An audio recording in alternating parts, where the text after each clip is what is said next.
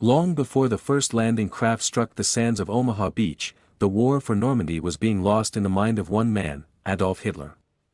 The Führer's catastrophic underestimation of the United States was not a simple strategic miscalculation, it was a profound and deeply held conviction, born from the toxic synthesis of his racial ideology and fatally flawed military intelligence. To Hitler, America was not a sleeping giant but a degenerate, culturally hollow nation, incapable of the discipline, sacrifice, and martial prowess required for total war. This foundational belief, solidified in the early years of the conflict, would create a strategic blind spot so vast that it would ultimately swallow the Third Reich whole. The origins of this fatal arrogance reveal a worldview impervious to reality, one that would look at the world's greatest industrial power and see only weakness. The core of Hitler's contempt for America was ideological, stemming directly from the perverse racial theories of National Socialism. He viewed the United States as a chaotic, mongrelized nation, a stark contrast to his vision of a racially pure and disciplined Aryan superstate. In his mind, the American melting pot had produced not strength through diversity, but a fatal corruption of blood and spirit. He saw a nation weakened by its significant Jewish and black populations, groups he considered inherently inferior and corrosive to societal strength. This prejudice was not merely private sentiment, it was a cornerstone of his strategic thinking. In a chillingly clear statement from January 1942, Hitler laid bare his view: "I don't see much future for the Americans, it's a decaying country.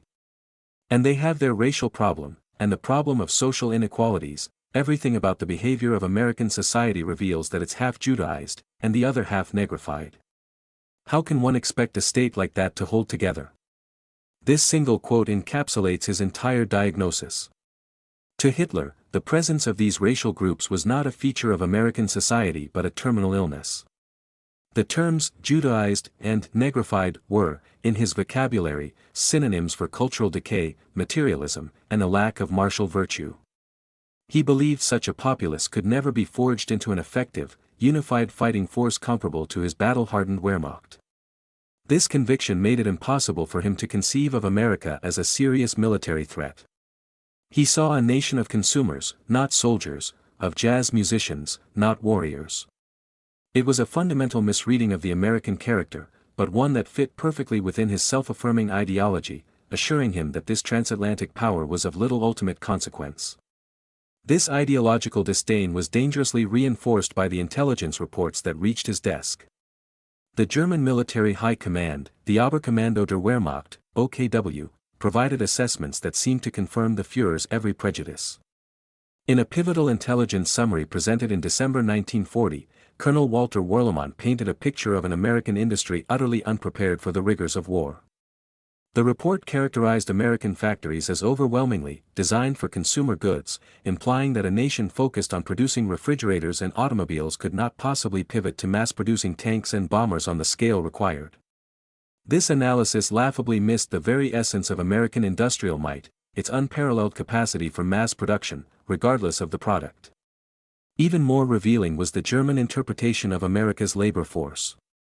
The same report noted the increasing involvement of women in military production, but instead of seeing it as a sign of total societal mobilization, the German analysts interpreted it as a fundamental weakness of the labor force. In the rigid, patriarchal worldview of the Third Reich, the place for women was in the home, producing children for the Reich.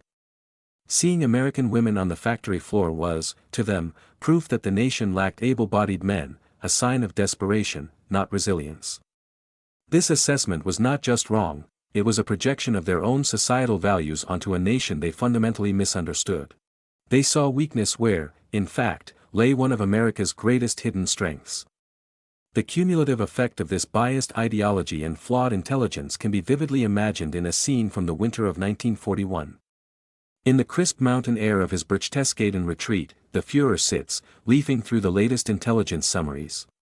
His eyes, burning with self-satisfaction, scan the numbers that confirm his worldview. The United States Army, the reports tell him, is ranked a pathetic 17th in the world, its forces outnumbered by even those of Romania. A contemptuous smirk likely crosses his face. How could this half-European mongrel race, a nation distracted by internal squabbles and racial impurity, possibly challenge the destiny of the Great Reich? In that moment of supreme hubris, surrounded by the granite peaks of the Alps, the seeds of his ultimate downfall were sown. He was blind to the reality that the very factories he dismissed were tooling up for the greatest explosion of military production in human history, and the weak nation he derided was about to unleash a storm of steel that would sweep his thousand-year Reich into oblivion. As the dawn of June 6, 1944, broke over Europe, it illuminated a continent cleaved in two. On the storm-tossed shores of Normandy, the largest amphibious invasion in human history was in violent, chaotic motion. Men and machines poured onto the beaches in a deluge of steel and courage. But hundreds of miles away, at the Berghof, Hitler's Alpine retreat, an unnatural calm prevailed. There, a deathly silence hung in the corridors of power, a silence more damning than the roar of any artillery barrage. While the fate of his empire was being decided, the one man whose every whim was law, the man on whom the destinies of millions depended, was fast asleep. The history of the Second World War had reached its hinge point, and Adolf Hitler, the architect of the conflict, was blissfully, catastrophically, unconscious. The situation was a paradox of absolute power and absolute paralysis. The Führer's routine had collided with the Allied timetable, and the routine had won. The previous night, he had stayed up late, not poring over maps or anticipating an invasion, but in relaxed conversation with his propaganda minister, Joseph Goebbels. It wasn't until 3 a.m. that he finally retired to his bedroom, having taken a sleeping draught to ensure a deep and undisturbed rest. The order was ironclad and understood by all: the Führer was not to be disturbed. As the first, frantic reports of paratrooper landings began to filter in around 4 a.m., his adjutants were faced with an unthinkable choice. In their hands, telephone receivers trembled, carrying fragmented, terrifying messages of a full-scale assault unfolding on the French coast. Every instinct screamed that the commander-in-chief must be informed. Yet, the fear of Hitler's wrath, a force more immediate and terrifying than any enemy army, held them in its grip. No one dared to knock on that door. Imagine the scene: outside the Führer's private quarters, a small group of high-ranking officers stands frozen in a state of suspended crisis. The air is thick with unspoken panic. Every tick of the clock is a countdown to disaster. The teletypes chatter incessantly, spitting out communiques about thousands of ships and waves of bombers. They know that panzer divisions sit idle, awaiting the one order only Hitler can give. They know that Field Marshal Rommel is away on leave, and that the entire command structure in the West is looking to them for direction from the very top. But the man behind the door is sacrosanct. To wake him would be to invite a torrent of rage for disturbing his slumber with what might, in his view, be a mere feint or a minor raid. In the toxic ecosystem of the Third Reich, delivering bad news was a career-ending, and sometimes life-ending, mistake. And so, for 7 critical hours, the German war machine in France was headless. It was not until 11 a.m., long after the initial Allied beachheads had been bloodily secured, that Hitler finally emerged. When his aides at last summoned the courage to inform him of the morning's events, his reaction was not one of panic or alarm, but of breathtaking arrogance. According to a widely circulated account of the moment, a triumphant, almost gleeful expression spread across his face. Far from seeing the invasion as a crisis, he saw it as a divine opportunity. He allegedly exclaimed, "Excellent! Now we can get to them." In his mind, the Allies had not successfully breached Fortress Europe, they had foolishly thrown themselves into a trap of his own making. He remained utterly convinced that their forces, now confined to the coast, could be easily annihilated, their foothold in France swiftly erased. This single, reported utterance reveals more than 1,000 strategic documents. It is the voice of a leader so insulated by ideology and sycophancy that he had become completely detached from reality. He heard news of a massive, coordinated invasion involving thousands of vessels and over 100,000 men and interpreted it as a tactical gift. He did not grasp the scale, the power, or the resolve of the force that had just landed. He was still fighting the imaginary, degenerate America from his own racist fantasies, not the industrial colossus that was at that very moment establishing an unbreakable lodgment on the continent. As he spoke those confident words, the sun was already high in the sky over Normandy, and the window to repel the invasion was rapidly closing. History had arrived while he was sleeping, and his awakening had come far too late. While Adolf Hitler awoke to a reality he had deemed impossible, the true nature of the Allied achievement was being tallied not in strategic gains, but in the cold, hard currency of war, numbers. The figures that began to coalesce in the frantic reports reaching German High Command on June 6, 1944, were more than just statistics, they were the mathematical proof of a new kind of warfare, one waged on a scale so vast it defied comprehension. This was not a battle, it was an industrial event, a logistical miracle that rendered Germany's years of preparation and ingrained sense of superiority obsolete in a matter of hours. For a command structure that had been fed a steady diet of propaganda about American weakness, the sheer, staggering arithmetic of Operation Overlord was a psychological blow from which it would never recover. The initial shock came from the sheer mass of humanity that had been transported across the treacherous English Channel in a single day. On June 6 alone, 1:15 Allied soldiers set foot on Norman soil. This was not a raiding party or a probing force, it was the population of a significant city, moved and deployed under fire in less than 24 hours. The assault was multidimensional.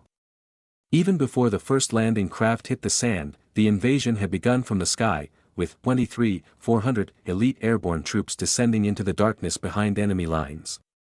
Among them, 4,000 arrived in silent, ghostly gliders, sowing chaos and securing vital bridges and crossroads. The scale of this initial airborne wave alone was larger than many entire battles fought earlier in the war. It was a clear statement of intent, the Allies were not just coming to fight on the coast, they were seizing the hinterland from the very first moment. This human wave was carried to France by a naval force of unprecedented size. Nearly 7,000 vessels, a flotilla so vast that it created a veritable bridge of steel across the channel, participated in the operation.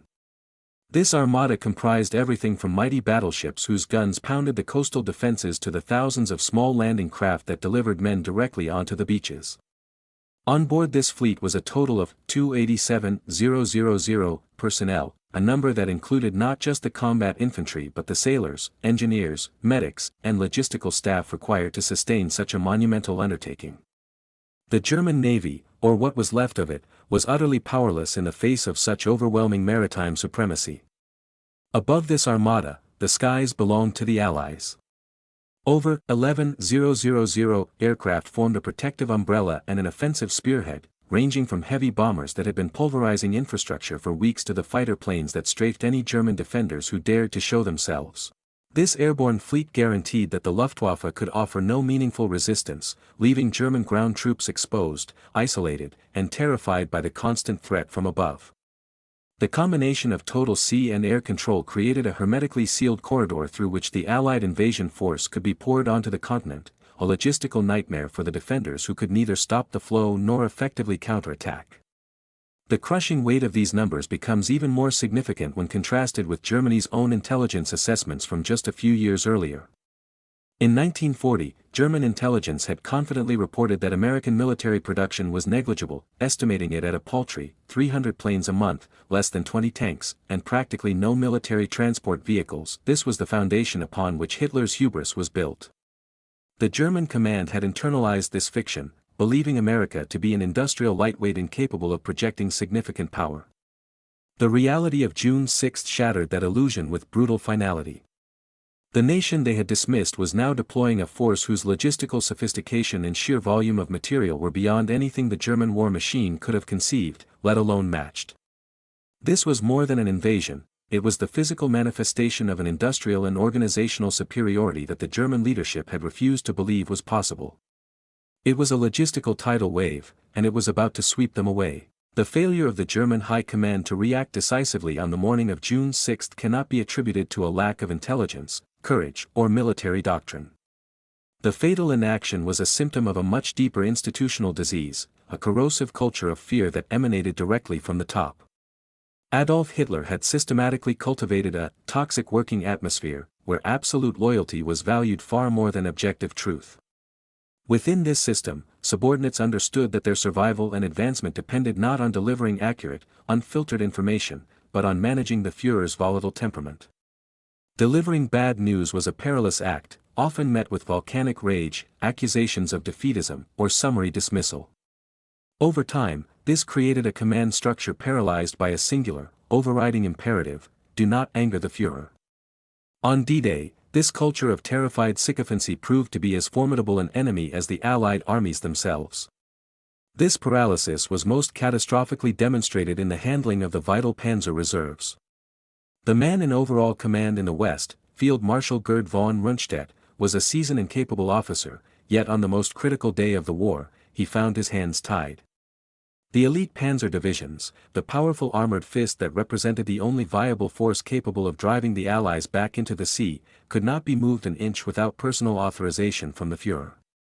This was not a bureaucratic oversight, it was a deliberate feature of Hitler's leadership style, designed to centralize all key decisions in his own hands and prevent any of his generals from acting with too much independence. On June 6, this strategic bottleneck became a death sentence. While the invasion unfolded, Rundstedt could only watch, powerless to unleash the very forces created for this exact contingency. The key to the entire German defense lay with a man who was asleep and whose staff was too terrified to wake him. The crippling effects of this command structure were quantifiable.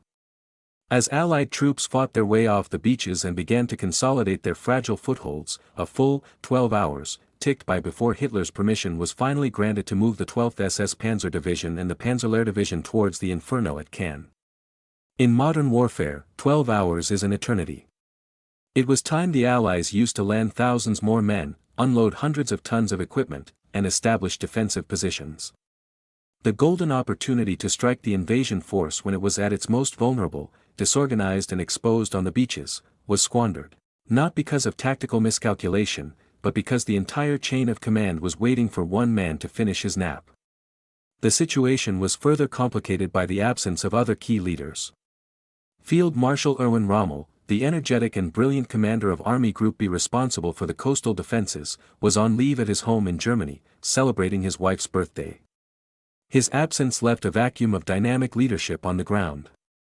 The system Hitler had built was so brittle and so dependent on a few key individuals that it had no resilience. It could not adapt to the unexpected. The combination of a sleeping Führer, a powerless field marshal, and an absent commander created a perfect storm of indecision. The ultimate psychological portrait of this dysfunction was captured in the haunting words of one of Hitler's adjutants, who later recalled the atmosphere of that morning with chilling clarity. He confessed, "We would rather risk losing the war than wake him up early." This single statement is the definitive epitaph for the leadership culture of the Third Reich. The fear of one man's immediate, personal wrath had become a more potent force than the fear of strategic, irreversible, and national defeat. The German officer corps, famed for its professionalism and initiative, had been reduced to a state of terrified impotence. The war for France was not just lost on the beaches of Normandy, it was lost in the silent, fearful corridors of the Berghof, where the price of waking a dictator was a risk no one was willing to take. The surreal calm at the Berghof was finally broken at 10:00 a.m., as Adolf Hitler emerged from his chambers. The filtered and fragmented news of the invasion was formally presented to him. Yet, this awakening was not a moment of sudden, panicked clarity. Instead, it marked the beginning of a slow, agonizing process of realization, as the Führer's delusional self-confidence collided with the grim and escalating reality from the Normandy coast.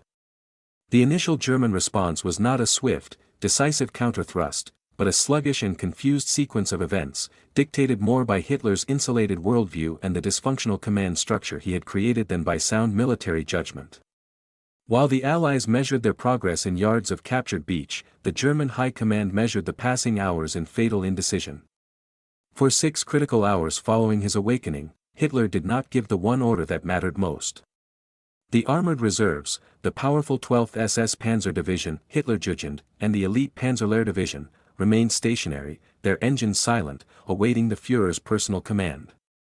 During this time, the situation in Normandy was relayed to him, but he continued to perceive the invasion not as the primary Allied effort, but as a possible diversion for a larger, real, invasion to come at the Pas-de-Calais. He held his most potent forces back, caught in a state of strategic paralysis, refusing to commit his trump card to a fight he did not yet believe was the main event. His generals could advise, plead, and present the facts, but the final decision rested with him alone. As the morning bled into the afternoon, the Allied foothold, which might have been crushed by a swift armored assault at dawn, grew stronger and more secure with every passing minute. It was not until 4:00 p.m., a full 10 hours after the first paratroopers had landed and nearly 12 hours after the seaborne assault began, that the Führer finally relented. The order was given: the 12th SS Panzer and Panzerlehr divisions were to move towards Cannes and drive the invaders back into the sea. But the command came catastrophically late. The golden window of opportunity, when the Allied forces were at their most vulnerable on the beaches, had slammed shut. Now, these elite divisions would have to advance in daylight, under skies completely dominated by Allied fighter-bombers, which roamed freely, hunting for any sign of German movement. The advance would be slow, costly, and ultimately insufficient to turn the tide. The belated order was a gesture of response to a battle that had already been strategically lost. As evening descended on June 6, the scale of the Allied achievement and the German failure became starkly, terrifyingly clear.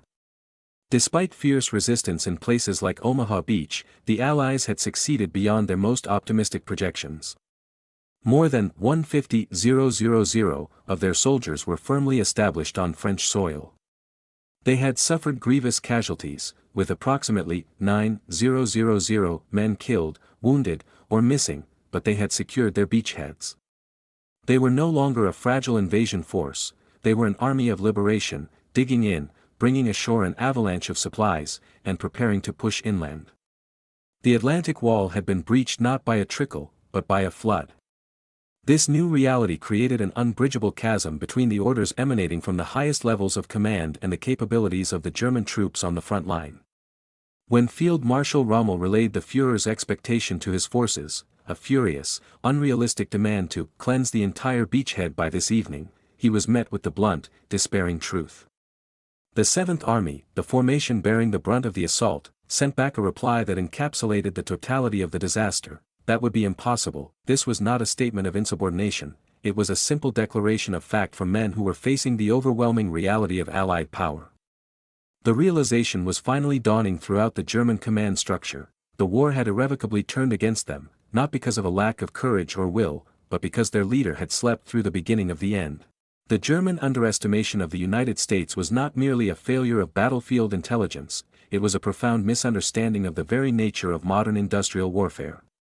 The same reports that had assured Hitler of America's military insignificance had painted a picture of a consumer-focused economy incapable of a serious pivot to war production. This assessment was not just wrong, it was a fantasy that would soon be shattered by an unprecedented explosion of manufacturing might. The war would ultimately be won not only on the beaches of Normandy but also on the assembly lines of Detroit, in the shipyards of California, and at the riveting stations of Seattle. This was America's industrial revenge, and its unlikeliest and most powerful soldiers were the very women whom German intelligence had dismissed as a sign of national decay. By 1942, long before the first soldier set foot in Normandy, the German leadership's core assumptions had already been rendered obsolete. The United States was not just producing war material, it was churning out thousands of tanks, aircraft, and naval vessels at a rate that dwarfed the combined output of Germany and Japan. The nation that German analysts had mocked for its focus on consumer goods had seamlessly transitioned its legendary capacity for mass production to the tools of war. This was a transformation of a magnitude the rigid, state-controlled German economy could not begin to comprehend, let alone match. The numbers were simply staggering. In the single year of 1943, American shipyards launched more than 1,000 new ships, a fleet built in 12 months that could challenge the naval power of any nation on Earth.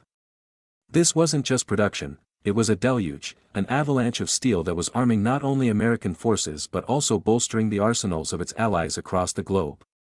The secret to this industrial miracle, and the ultimate refutation of Nazi ideology, was the mobilization of American women. German intelligence, viewing the world through its own distorted lens of patriarchal Nazism, had identified the increasing presence of women in American factories as a fundamental weakness of the labor force. To them, it was a sign of desperation, proof that America was running out of able-bodied men. This was a catastrophic misreading born of ideological blindness. They could not conceive that a nation could draw strength from its entire population, unshackled by the rigid gender roles they championed. What they saw as a symptom of weakness was, in fact, America's single greatest strategic advantage in the war of production. As millions of American men went to the front lines, millions of American women stepped onto the factory floors, picking up rivet guns and welding torches to build the arsenal of democracy. This unlocked a vast, untapped reservoir of talent, dedication, and productivity that the Third Reich, with its Kinder, Kusch, Kirche, children, kitchen, church, ideology for women, had willingly left dormant. This mobilization of female labor allowed the United States to perform a feat no other nation could, simultaneously field a massive, multi-front military force and massively increase its industrial output. The perceived weakness was a force multiplier of unimaginable power. The ultimate irony of history lay in the direct comparison of output. The very American women whose presence in factories was deemed a sign of weakness by German intelligence were demonstrating a productive capacity that was humiliatingly superior. The output of these women and their male colleagues was so immense that, in a cruel twist of fate for the Third Reich, American factories were producing more military equipment in a single month than the entire German war economy could manufacture in a quarter. Hitler's regime was being buried, methodically and relentlessly, under a mountain of war goods built by the hands of people it had written off as culturally and racially inferior.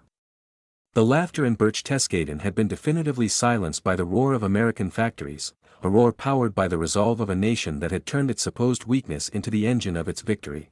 The Third Reich's fatal underestimation of America was a twofold delusion.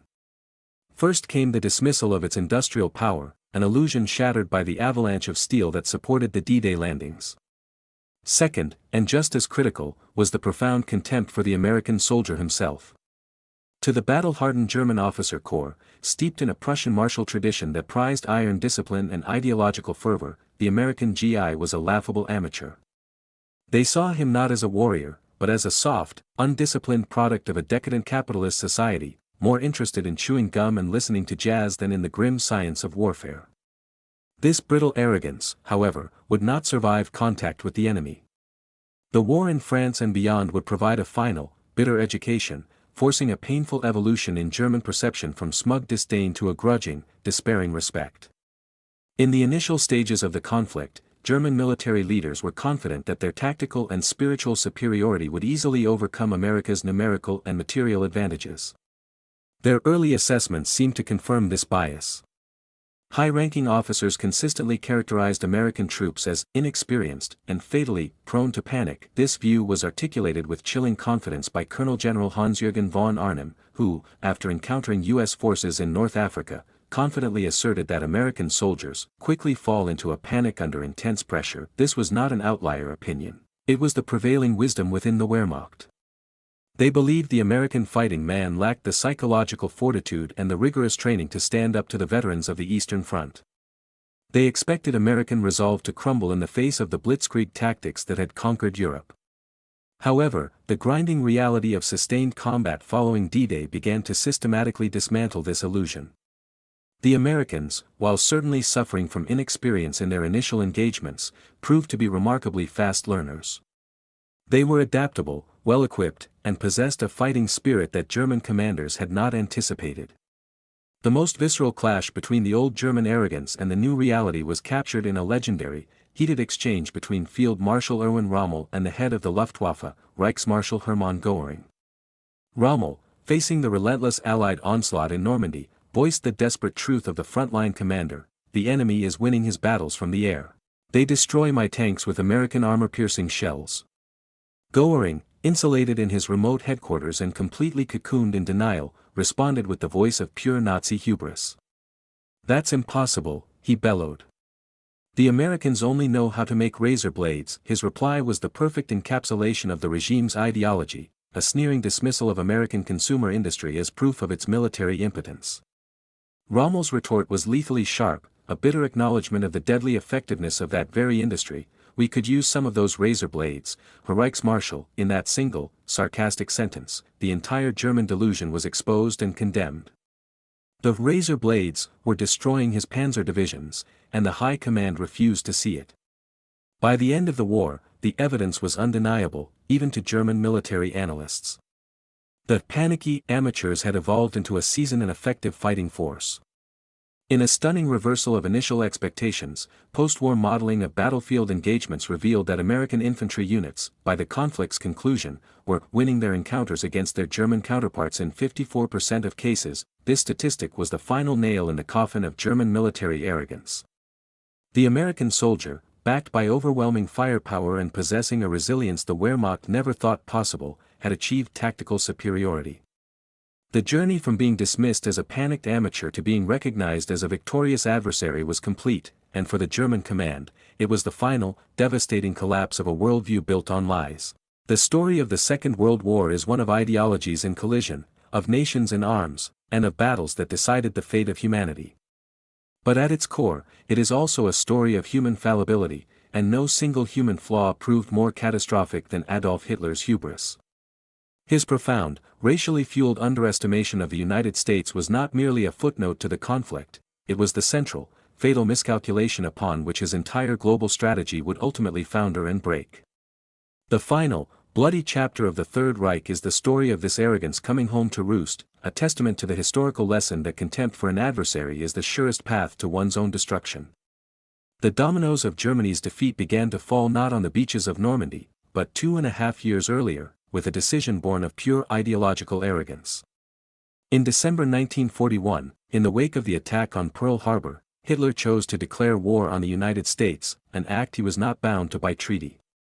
This is now almost universally regarded as Hitler's greatest strategic mistake. It was a decision made not out of strategic necessity but out of a profound belief that America was a degenerate, internally fractured nation that posed no serious long-term threat.